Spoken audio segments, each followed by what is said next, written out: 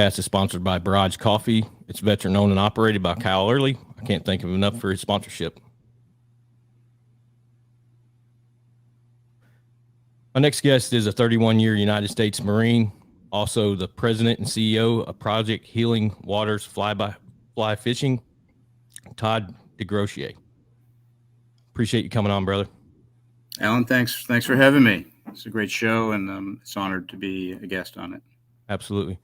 For the listeners who don't know your background, I kind of like to start off with, how you grew up, where you grew up, and what led you to join the military, just kind of a breakdown of what got you to where you are. Sure. So I'm from Maine. I grew up in Maine. My dad was in the Navy, so we moved around a lot, but we always had a home in Maine.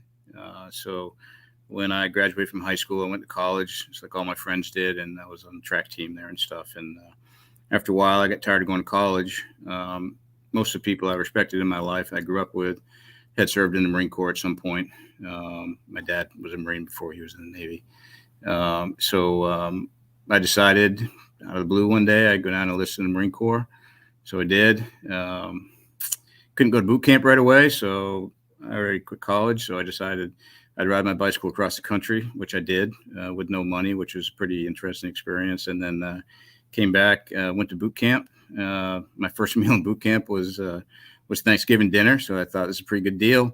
You get fed like this. People yelling at you, but that's not a big deal. And I became a Marine and was promoted through the ranks. I was in infantry, promoted through the ranks to sergeant. In that time, I was a squad leader, platoon squad leader, and a platoon sergeant for Scout Sniper platoon. I was a Scout Sniper instructor as well.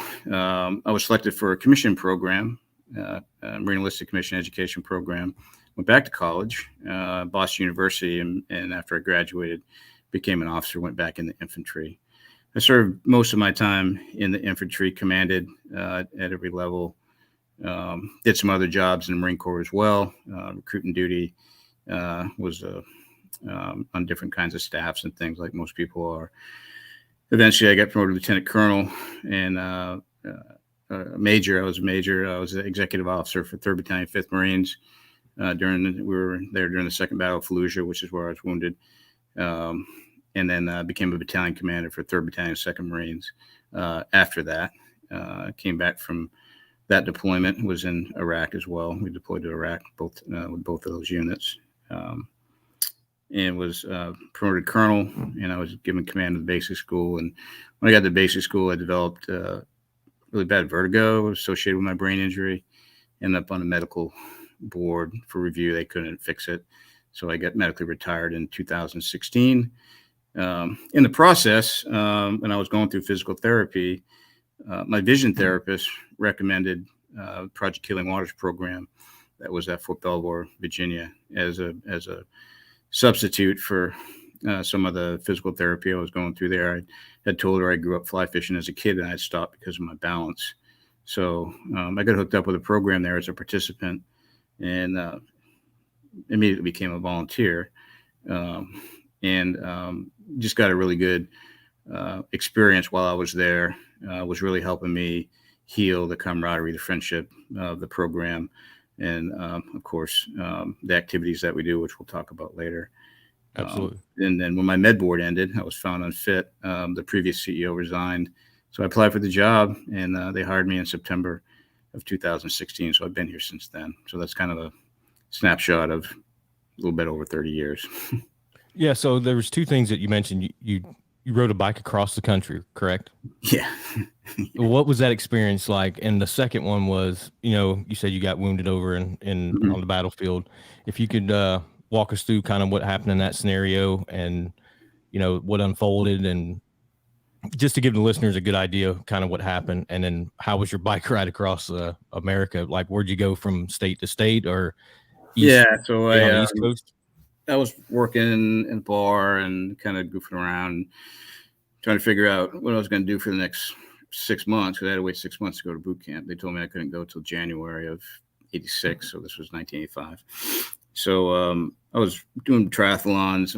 I was a pretty good athlete. I was on the track team at the college, varsity athlete in high school and stuff. So I got into triathlons, and so I was pretty fit. And I read an article about this guy, Lon Haldeman, who was biking across the country. So I thought I could do it too. I didn't really have a plan or map or even any money. I had a pickup truck that I sold and bought a bicycle with that. Threw all my clothes in the Salvation Army, and off I went. Made it, and I started in Maine, so I rode to the Maine coast and put my back tire on the coast, and I was going to go to the West Coast. I'm not really sure how I was going to get there, but had a couple $100, and off I went. And 6 weeks later, I was in Seattle, Washington. So it was fantastic. I didn't really have a plan. I didn't really have anything to do. So it was just kind of one of those things that, I don't know, I just felt like I wanted to do it. It was, I got a really good sense of accomplishment from it, obviously, because it was really hard. But I met a lot of wonderful people. My God, I had the hospitality of this country. I rode from all the way across from Maine to Seattle, Washington, went up through Chicago, went north, took Route 2 across the top of the country, went up over the Rockies. Just beautiful country, and really met some really amazing people that welcomed me in their house and fed me dinner and talked to me. And I don't know, it just gave me a good sense about the country I was getting ready to serve. And then I came back and called my recruiter and told him if he didn't send me to boot camp right away, I was going to go join the French Foreign Legion. So I went to boot camp and the very next day. How many miles would you ride a day approximately? It depends. Some days, not too many. It was 4,200 miles. So it took me 42 days. So I averaged about 100 miles a day. There were some days, where riding across the top of the country is pretty flat and pretty wide open, and there's not a lot to see after a while. So I started riding at night and rode a couple 100 miles a day then to get to the Rockies. And then, whenever I was climbing over mountains or stuff, those were pretty slow days. And I was pretty worn out by then too. So I was getting a little fatigued, and the last half of the trip was pretty mountainous, but beautiful, beautiful country, and just really some absolutely wonderful people that I met that just generous. That's what this country is all about. So. Was there ever a time when you're like, man, what am I doing? Should I turn around and go back? Or yeah, it was probably 2 or 3 times every day when I thought, especially when I got too far away, to kind of chicken out, which I wouldn't do anyway. But when you're sitting in the middle of the country and you don't have any money and you're wondering how you're going to keep going, I mean, I don't know. It's just some things you do in life kind of set you up for what comes next, I think. And this was one of those things that I decided to do early on my own, and decided I wasn't going to quit. And I think it served me well later on in life too, because that was really hard. However, I did have fun. I met a lot of great people, and hung out and drank beer with them. And I mean, it was cool. Oh, that's awesome. So you want to get into where you were overseas and you got wounded. I think you got 2 Purple Hearts, correct? Yes, I do. Mm-hmm. If you want to tell the listeners about each incident and what happened, you don't have to go into too detail if you don't want. Just to give them an idea of what happened. Yeah, so I was the executive officer for 3rd Battalion, 5th Marines. And most of what I'm saying is a matter of public record. It's in a couple books, and I was decorated for some of the stuff as well. But so we were on the far. If you look north to south on the city, we were on the far right for the Second Battle of Fallujah, and we went on into a sector of the city called the Jalan District. As the fighting continued, we crossed line of departure, and I think it was November 7th, 2004. And went right in the city with our reinforced battalion. So I was the executive officer of the battalion at the time. Once we pushed in the city with our rifle companies, the battalion commander asked me to put together a task force to clear behind the buildings, because the enemy had put a bunch of caches of weapons and different types of ammunition that they were using to build these improvised explosive devices around, and a lot of stuff was coming right out of Fallujah. So he wanted to make sure that we had it all cataloged, number one, and that it was properly disposed of. So I was given the task to lead this task force, which I named Task Force Bruno. And we had folks from the headquarters company and half of 81 section, our mortar section every day, and whatever else we needed. We had EOD, 6 or 7 EOD teams. We had engineers. It was a pretty big group of people, and we just sort of fanned out across the city, which we had numbered all the buildings, and so we kind of systematically went through and just searched them all to make sure there was nothing left.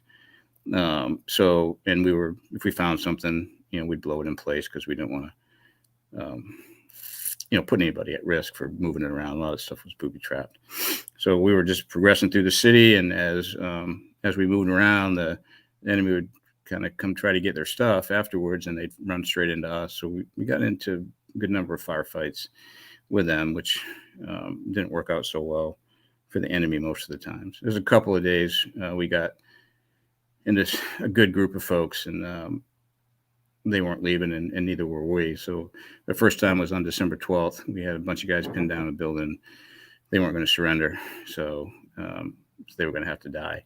So we had a good long fight there. That's the first day I got wounded. I got knocked unconscious a couple of times by hand grenades, and we were fighting in close quarters inside the building. At the end of the day, we had a bunch of us wounded, nobody killed, and of course the enemy didn't come out, so they were killed. And then about 2 weeks later, on December 23rd, same thing. We were just clearing across the top of the city. As the battle ended in November, the battalions that were on our left flank were pulled out, and we were given the top half of the city. So there's a road that runs from Fallujah to Ramadi. And it's like a small kind of interstate, I guess, like something in this country, and it's called MSR Michigan. So we had Michigan north to the top of the city, to the river, and the whole area up above. So we gradually had half the city, and as we got those other sectors, we were clearing through them as well. We fanned the companies out laterally across the city, and then we coordinated with the other units, friendly units that were there. And as we destroyed those caches, we ran into more of the enemy who were kind of sneaking around the flanks and things. On the 23rd, we ran into a pretty big group of them, initiated one of the clearing teams led by 81's platoon commander, Lieutenant Al Butler. And I didn't know it at the time, but we had 3 men killed in initial contact with them. And then a bunch of the rest of them were pinned down. So I would tell them every day, for the rest of the people fanned out, that if move to the sound of gunfire, something happens, and I'll be there to tell you what we need to do. And if you get pinned down, I'll come get you. So we had people pinned down, so I was going to go get them, and so we did. And we had about an 8-hour firefight that day, probably a bit longer. And we got everybody out, including the Marines that were killed. And the enemy wasn't surrendering that day either. So it's pretty much the same thing on a bigger scale. So that included a little bit more work. We had tanks up on the December 12th fight, but we had more tanks. I had 2 tanks up this time. We bombed buildings from air. It was a pretty long process, and we gradually just kind of ended the fight. There was a good number of insurgents in that building that day, and they had no desire at all to surrender. It wasn't even going to happen. So they had to go. So we took care of that by the end of that day. And when it was all said and done, 2 of my Marines, Sergeant Jarrett Kraft and Corporal Jeremiah Workman, both earned Navy Crosses, which is second highest award to the Medal of Honor. There were, I think, two or three Silver Stars that were awarded, and a good number of Bronze Stars with V's. Of the 21 of us that were there initially, 18 were wounded, including me, several times, and nobody was leaving the battlefield. They get patched up and come back. So good group of warriors. It certainly was an honor for me to be able to have the privilege to lead them and to serve alongside them in this important battle in the history of the Marine Corps, for sure, and in the history of the war in Iraq. So that's how I got wounded. So I was exposed to a lot of blasts. I was knocked unconscious by hand grenades. We were fighting in close quarters as well. And because of the close proximity to the previous head injury I had on the 12th, I suffered what's called second impact syndrome, and it made my brain injury worse. So I had my teeth busted up, and from the fighting, and I wasn't medevaced. I wasn't going anywhere. I was the executive officer of the battalion, and people were relying on me, and I could still function.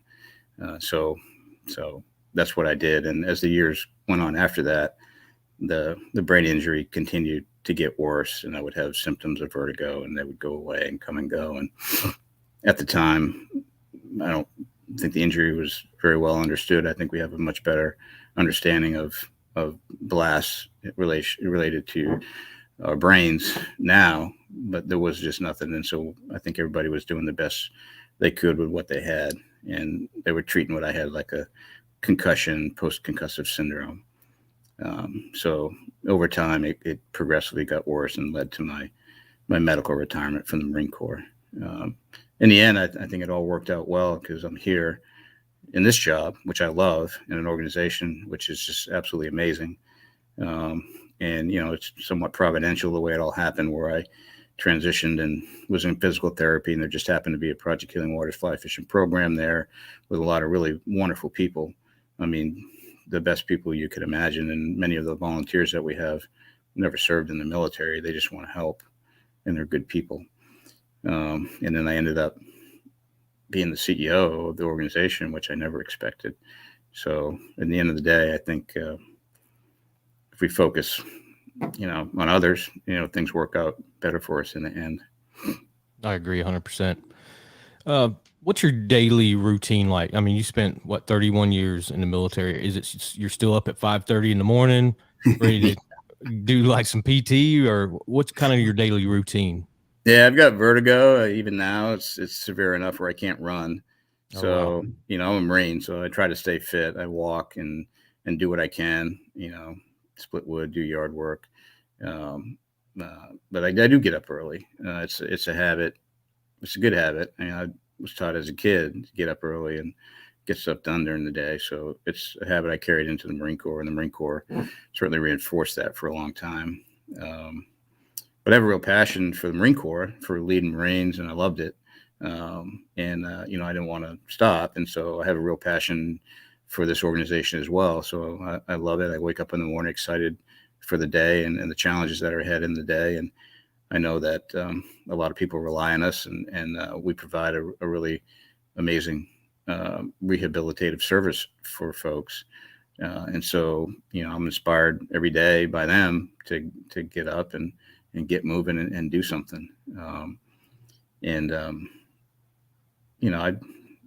learned over the years how to pace myself through, number of years in combat, and just serving long deployments with the Marine Corps and the Navy.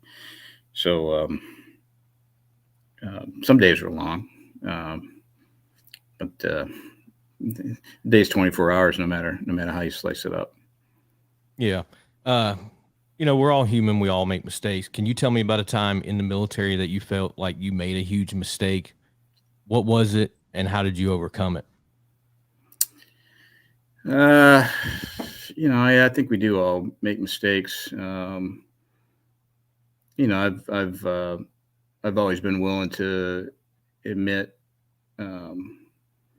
if I make a mistake. I'm always willing to admit that I'm wrong, and I have an obligation to make up for it. I believe that that's a foundational principle of having the virtue of integrity, is that you do what you say you're going to do when you're going to do it. And if you can't, you have to make up for it, and you always tell the truth.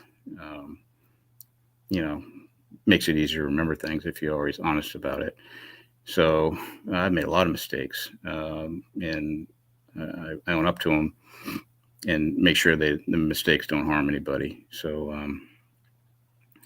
that's kind of my philosophy of life. So, I could list out a whole bunch of things, but in general, I think that if we acknowledge through humility that we're here, it's not about me, it's about us, and it's about the plural pronouns, we, our, and if we use words like that, it shows why we're really here. So it's not as important to be right as it is to do what's right. And so if you think you're always going to be right, you're going to have a hard time doing what's right at the end of the day on a lot of days, and it's going to harm your character. And then when your character gets damaged, people stop trusting you, and you can't lead them. So um, I think a humble approach to life is, if all the words in a dictionary, English dictionary, there's over 1 million. The most important one is humility. I would say love is a close second to that. And so you can, if you kind of keep those front of mind as you move through life, I think you don't leave a wake of destruction behind yourself.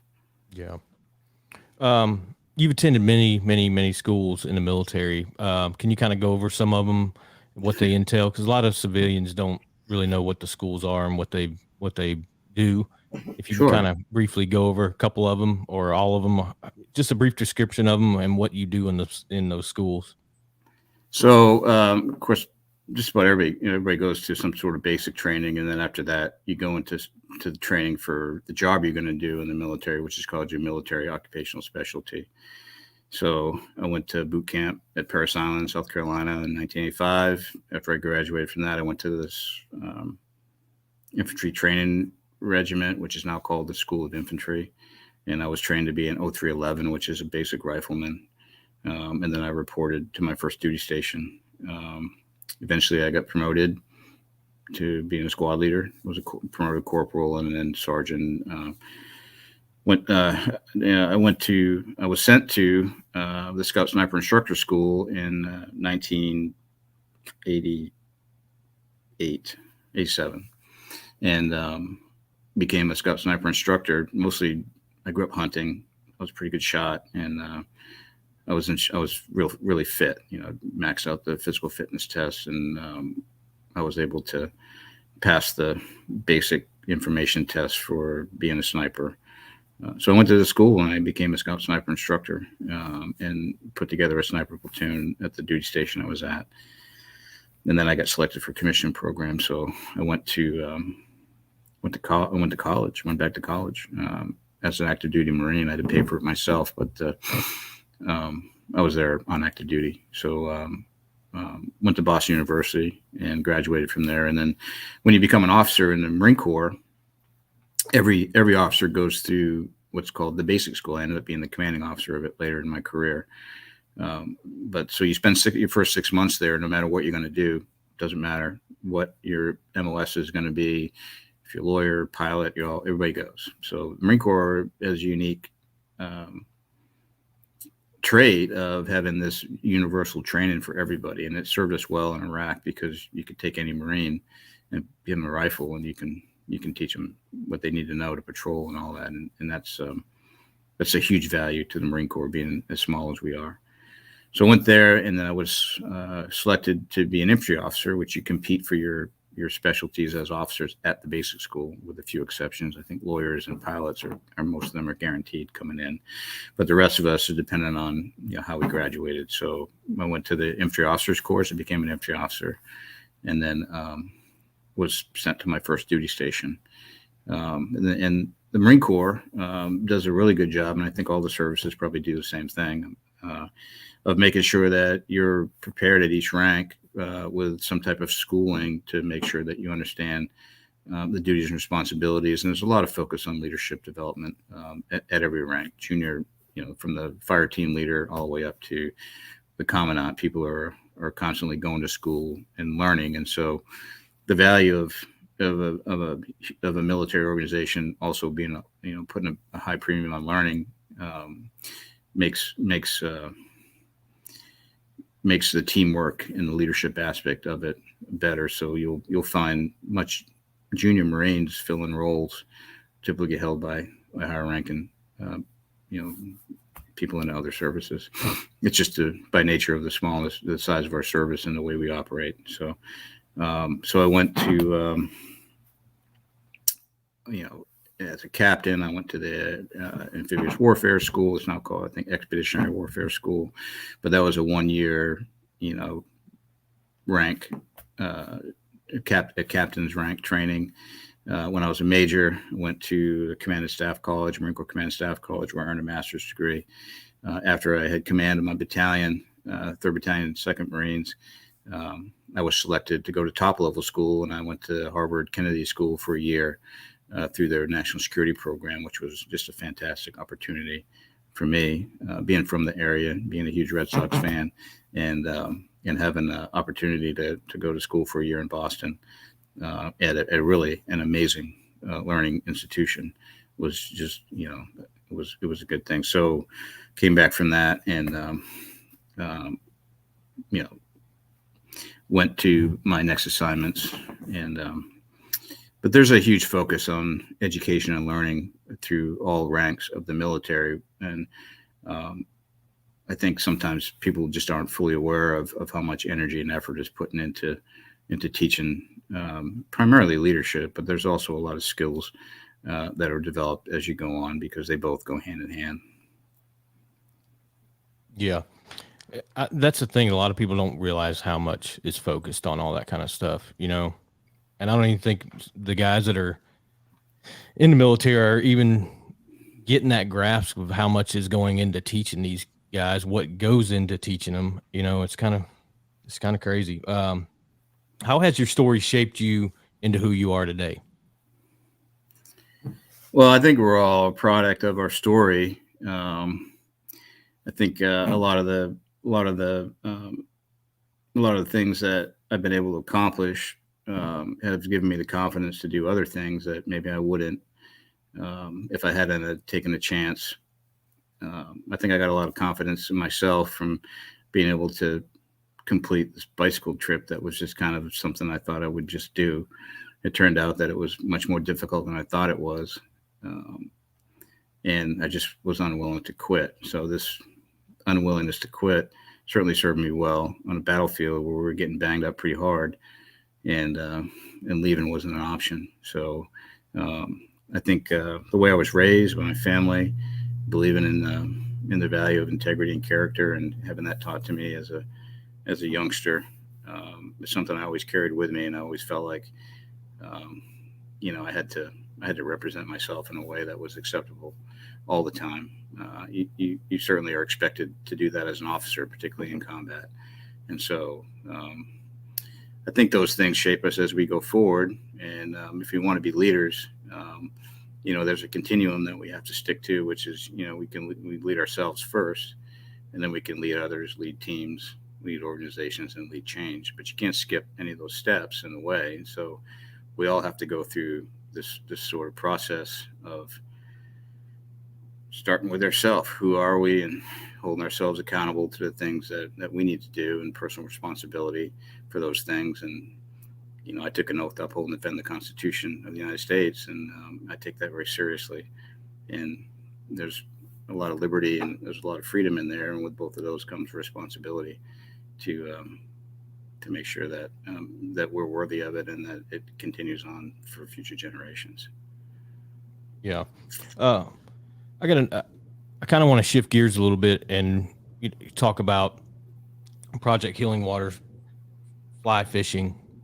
And I know you kind of hit on it a little bit, but can you go more in depth about what the organization does, how you can get involved with it? Can you donate to it? All the steps and procedures that, the organization kind of goes over and helps veterans. Yep. So we're a nationwide nonprofit. We have 225 programs right now, established nationwide at the end of 2020. Anyway, we did. We're always growing. So, we grow a little bit. We grow about 1,000 to 1,200 participants a year, I guess. Overall, it gets a little bit more each year. But we provide fly fishing programs, and we have strong partnership with Department of Veterans Affairs to make sure that we have participants, and our programs are open to disabled veterans and wounded, ill, and injured active duty military personnel. The programs are run by volunteers, And we partner with a fly fishing organization if there's one there. If there's not one, we create one. But our big partners there are Trout Unlimited and Fly Fishers International, which have clubs and chapters across the country. If there's not one available in the area, we can create one under Fly Fishers International. So I think that's key right there. What you just said. If they don't have one, you create one. Which mm-hmm. there's no limit to stop you. You know what I mean? No. You're gonna make it happen regardless, and that is huge. That's awesome, man.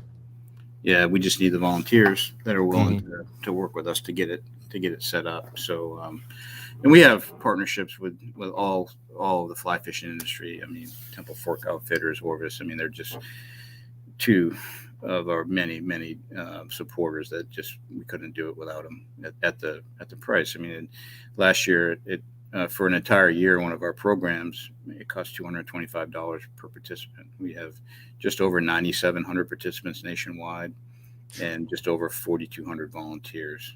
The staff at headquarters is relatively small compared to those numbers. We have 14 full-time employees and 4 contract employees. So we're able to do that through our partnerships, number one, but primarily we have such amazing volunteers nationwide that really just make it happen.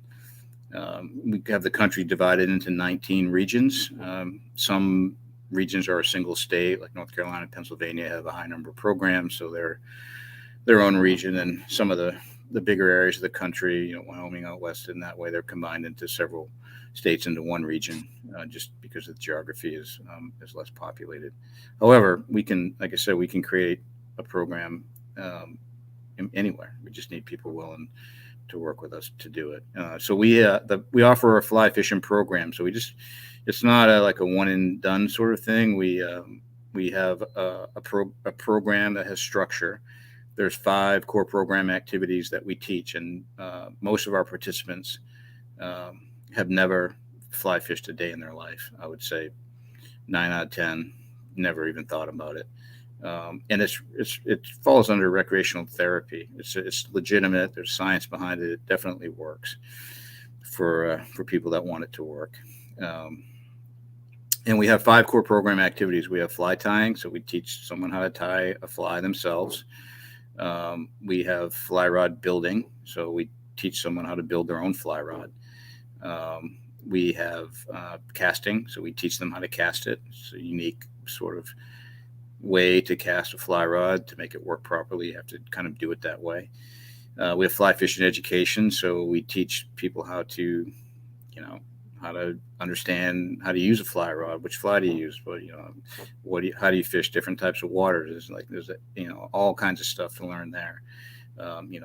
What type of bug does a fly represent, and all its different phases. And then we have outings. So we have 5 core program activities. So the first 4, allow the last one to happen. So the idea is that a participant comes and we get to know them, teach them how to tie their own fly. They build their own fly rod, they cast it, they catch a fish with it on their own, on a fly they tied themselves, on a rod that they built themselves. And there's a sense of accomplishment in that. It's really hard. I think whoever invented fly fishing decided to figure out what's the most difficult way to catch a fish, and that's what fly fishing is all about. So it's not even easy to do to start with, and we're going to have you tie your own fly and build your own rod and go out and kind of catch some fish. So and we release them, so there's no, you don't get anything for yourself. What you do get though is you get a good feeling. I think because the people that are around in the program and making this happen are fellow veterans that have their own issues that they're trying to deal with, and you have a bunch of volunteers who genuinely really do care about you, and they want you to be okay in your own way, and that sort of that love that circulates in the program can heal. And the activities that we have are mindful, and that mindfulness has a power to bring us right into the present, which is the only place that you can heal. So you can't heal in the past, you can't heal in the future. And if we're constantly dragging the past into the present it's going to form our future for us. And so we believe that you can come join our program, and we can help you get some new good memories to fade those others out. And as you spend more time in the program, you start to feel better. And we're always going to have these things to deal with, but it's easier to deal with issues if you have a good bunch of people around you that care about you. And that genuine concern plays a big role in how healing happens. So that's how our program works. People can join. It's not a member organization. We do register people through our Salesforce CRM so that we know who's in what program, so we can track things. But we don't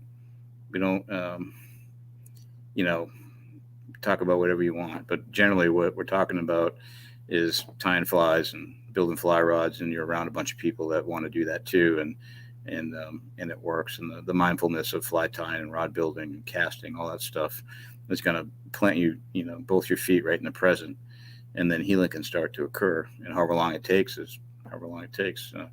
Our programs, about 50% of our program participants are Vietnam veterans, and the rest are from the Cold War and post 9/11. It's a good mixture of generations. There's a lot of good friendship and camaraderie that happens at the program level that we all miss from our days in the military. So that comes back to you. And now you have volunteers also that maybe they didn't serve, but they really love to serve this cause, and they do a great job of doing it in a way that makes a huge difference. And I think last year we had 742 participants become volunteers. So we have a high number of participants like me. I would start off as a participant who become volunteers. And that's sort of an affirmation that healing's happening and you're ready to give back. And, when your cup's half full instead of half empty, life starts to fall into place for you. And I believe that whether your cup is half full is whether you're drinking or pouring, right? So if you're pouring, it's half full. If you're drinking, it's half empty. So we want to get people feeling like they can pour for others and give back. So and there's a ton of healing that happens when you have that sort of feeling. And there's 6 emotions: as sadness, surprise, anger, fear, and disgust. That are generally looked at as negative emotions. And when that 6th emotion goes away, which is joy, those ones take over, our life can be pretty miserable. And we want to bring joy back and make joy bigger, and give people, some joyful memories and feelings that they can put in their memories that are going to help them kind of move in a direction that's going to be healthy for them. Gotcha. Now, can you donate? Can anybody that's listening donate to the organization? Yep. So we that's our only source of revenue is donations. So you can go to our website at www.projecthealingwaters.org. There's a donate button there, and you can donate whatever you feel will help us. Like I said earlier, last year it cost us $225 per participant for a full year in our programs for our core program activities. We do overnight outings as well, and the local programs raise that money themselves for that, and those aren't counted in that expense. But the expense, most of the programs do local outings and fish locally. The programs are locally focused, local volunteers. The vets come from the community, and if they raise money locally, it stays with the program. So we don't take revenue from the programs. That revenue is used for direct program expenses, and we fund the indirect program expenses from headquarters.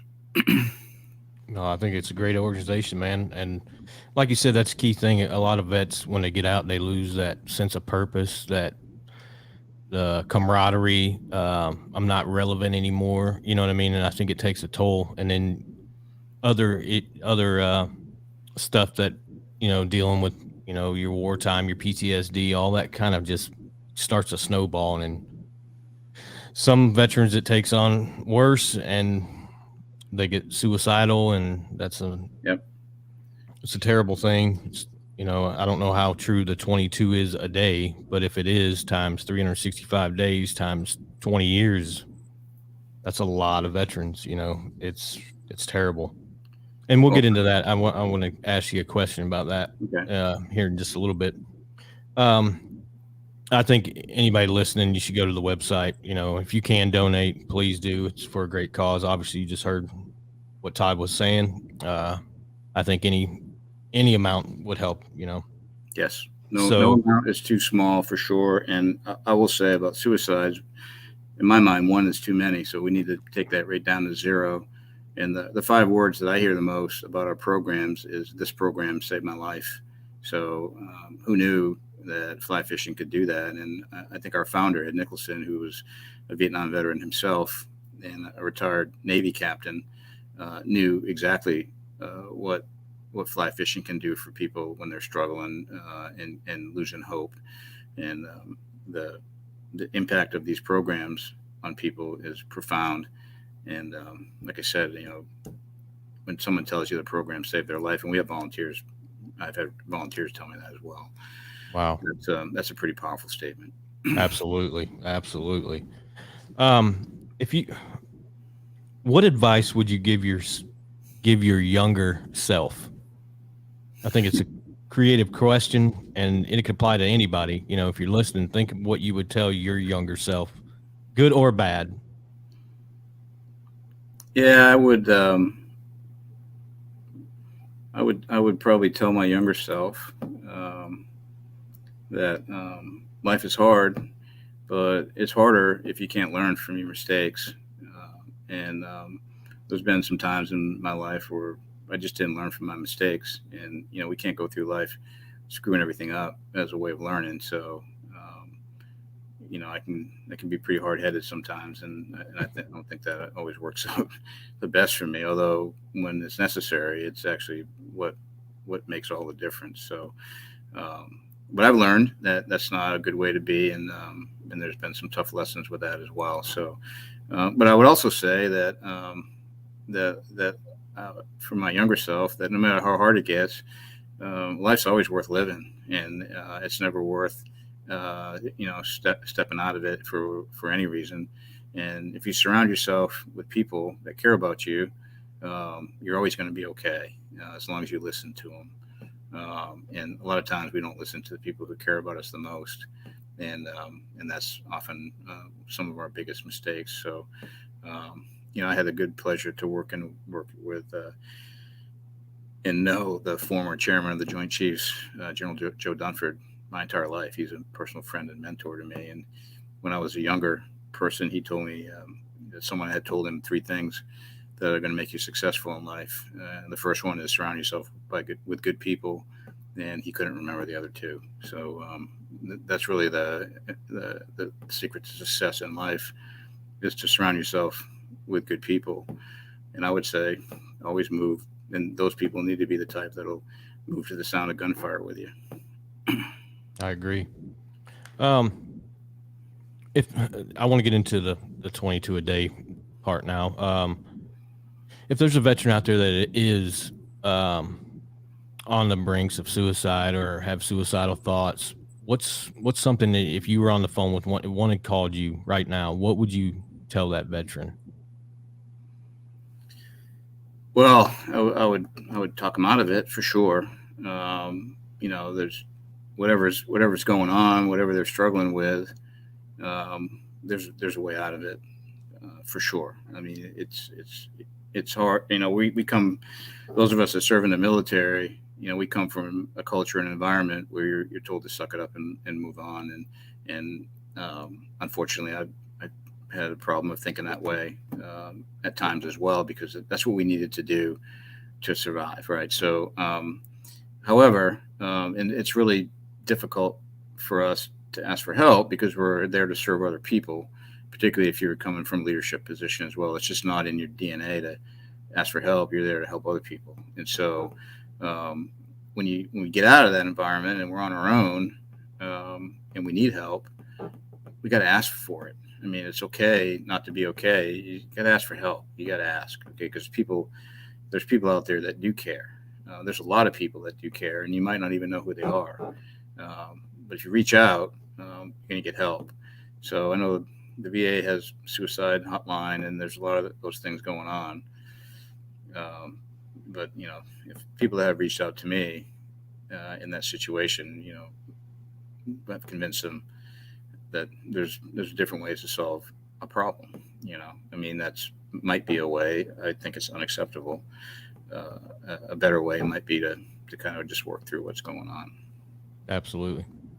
I got a couple more, and then I'll let you get going for the day. I know you've seen it. I got out in 07. It was starting to change when I was getting out.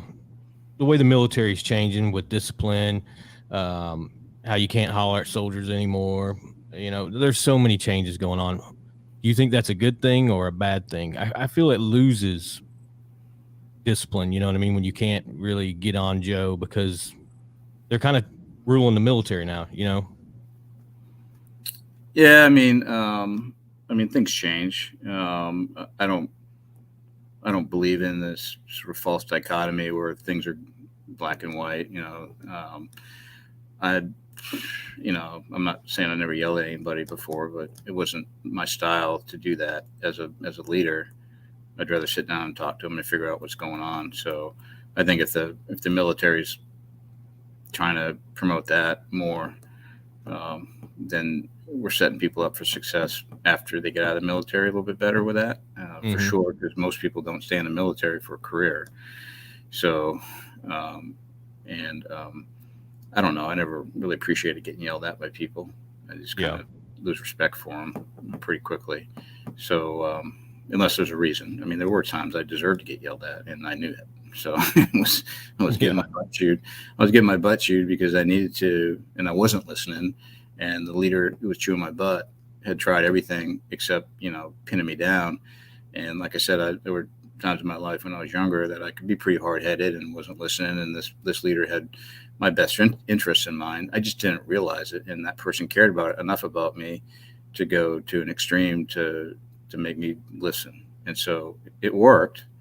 So, there's pros and cons to everything. I think the judgment of a leader to apply different approaches to folks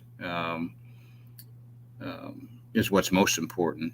But I'm not one to default to that right away, I guess. And so if we can develop thoughtful, caring leaders, that try everything, and if they do get frustrated or they have a bad day, they understand it. It's just not a good way. It's just not a good way to lead people. I mean, there are situations when you have to yell. I mean, in combat, we were yelling because we couldn't hear each other. I wasn't yelling at them, but you want people to follow you willingly, and that's the big challenge for leadership, is having willing compliance.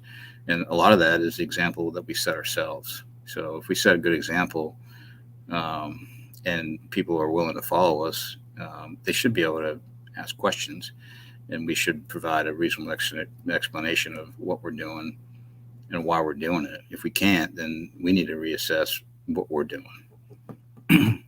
Yeah, the main reason why I asked that, you were in infantry, I was in infantry, and it's all male dominance, alpha male type.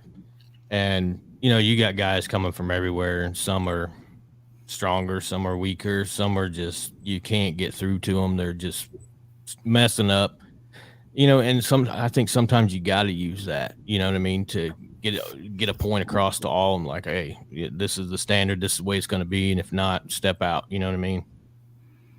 Yeah. And we have requirements in the military that are different from what you see in the private sector. I mean, people's lives depend on willing compliance to orders in the military, for sure. And I've been in a lot of situations where that was in fact the case. And, once you're in the middle of it, you got to do it. So people need to understand that. You can get to that point without yelling at people, though. Yeah. I got 3 speed round questions I want to ask you, and then I'll let you go for the day. One is, do you carry a handgun? And if you do, what model is it and why? I don't. I don't carry a handgun. if I did, I'd have a less bear 45 because that is just an absolute amazing weapon. Yeah. Yeah. Favorite vacation spot and where and why? I like Bar Harbor, Maine. That's where I'm from. I get good memories from there. My wife and I went on our honeymoon there. We've been married for 28 years, and it's just a wonderful place for me. I love it.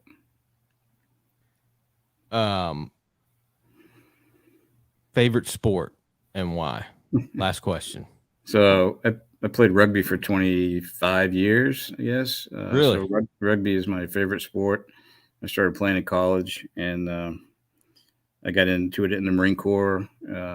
Had a rugby team. Every unit I was in as an officer, I felt like officers should provide contact sports for the battalion, and rugby was a sport that I loved. I can teach it, and I became a certified coach under USA Rugby for level 3 all the way up to the select side of it, and coached for 15 of the 25 years I was a coach. I was a head coach for the All Marine rugby team several times, and a player as well. I played scrum half, so I was always the smallest guy on the field.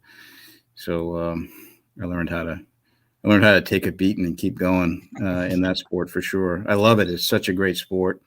It's so much fun to play. I can't play now, obviously, because of my injuries, but I'd still be playing right now if I didn't get banged up and have a brain injury. The camaraderie and friendship. So, I mean, a lot of my best friends are guys I played rugby with for many, many years. And so I just think it's a fantastic sport. I'm so glad to see the sevens version of it in the Olympics and see the United States kind of progressing, because before they brought it back, the United States was the gold medalist from 1920 for rugby. So we have great athletes in this country.